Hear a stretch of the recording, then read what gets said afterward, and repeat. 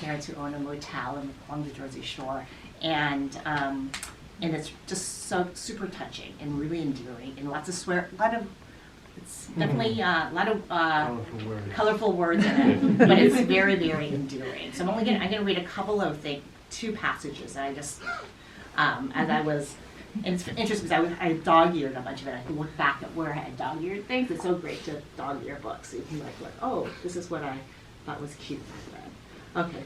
The main reason why my father had wanted the hotel was because he wanted to have his own business. Like all of his classmates from Taiwan who had come to the U.S., he had been passed over for promotions at the civil engineering company he had been working at.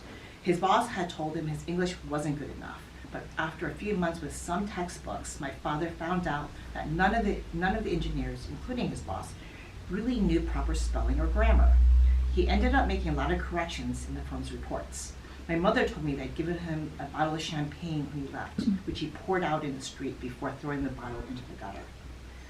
After we moved into the hotel, my father was usually covered with rust or flakes of rotted wood. There were burn holes in his pants, holes that corresponded to scars on his skin. He slipped into the crawl space because of a leaking pipe or a sinking bathroom floor, and solder and nail away, surfacing only for food before cutting back down. I would join him down there sometimes, but my main job was handling the front desk. My father never wanted to deal with customers. Unlike my mother, he was embarrassed about his English, though his was much better than hers. When the hotel filled up in the summer, we would just lock the office door and put the close sign in the window. When the fall arrived, we had to scrounge for business. We needed to keep the office open and unlocked to get all the businesses we could. The bulk of the business during those times was a 3-hour rental. On the weekends during the school year, my mother would lay down a folded comforter behind the counter for me and set an alarm by the bell. She would leave the office light on, telling me to turn my head and close my eyes, and it wouldn't keep me up. Late nights were prime John night. Late nights were prime John time, and if the light was out, they might think the place was closed and go to another hotel or use our parking space. My mother was too tired from watching The Office a whole week while I was in school and needed to catch up on sleep on the weekends. As a woman, I'm sure she didn't relish the thought of being in the same room as a cockside of the money equation. Sometimes I couldn't sleep, even if no one came all night. When that happened, I would read the letters sections of the sex magazines, which I could easily hide in folds of the comforter when I heard the customers. I first saw the letters in the issue of Hustler I found cleaning rooms when I was about 7. When I was with my mom, she would throw out the porn right off the bat, making sure to rip it up in front of me. But that time I found it under the bed and shoved it under my shirt before she saw.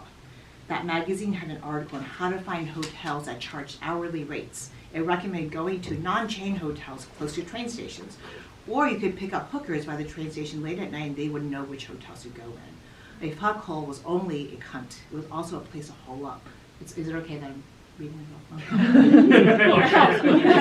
It's actually jarred for me to actually say it. It was also a place to hole up and fuck, like our hotel. After reading the article, I wondered how much it would cost for me to get laid with a hooker and how much money was in the cash drawer. When I was 10, I was renting a room to told me he was picking up girls by the New Jersey Transit Station in Asbury Park. The prostitutes wore short skirts and long coats and carried open umbrellas. After all my years at the hotel, I'd never seen any hookers, not their full bodies anyway. They wouldn't prance around the parking lot afterwards, trying to pick up tricks. The most I ever saw was a dim face between the dashboard and the sunblind of a car pulled up outside the office. Sometimes they'd be smoking or fixing up their makeup. The John told me they were $20, $5 extra to fuck them up ass, and $5 more for swallowing. So a room and a no-frills prostitute were $40 in total. It's worth it to get laid, isn't it? He asked as he filled out the registration card, moving as fast as he would make up the information. He was wearing a dark brown corduroy jacket, a grimy button-down shirt, and dark slacks. Silvery hair cascaded into the gap between his lobster red neck and his loosening collar. He looked like he was about 20. Are they pretty? I asked him. He laughed. I'm not looking for Miss America, but they're pretty for black girls. The white ones are kind of ugly. How good is it? How good is it? It's great. It's like following through on a good, clean punch. What does it feel like? What does it feel like? He was smiling. Look, kid, just give me the goddamn key.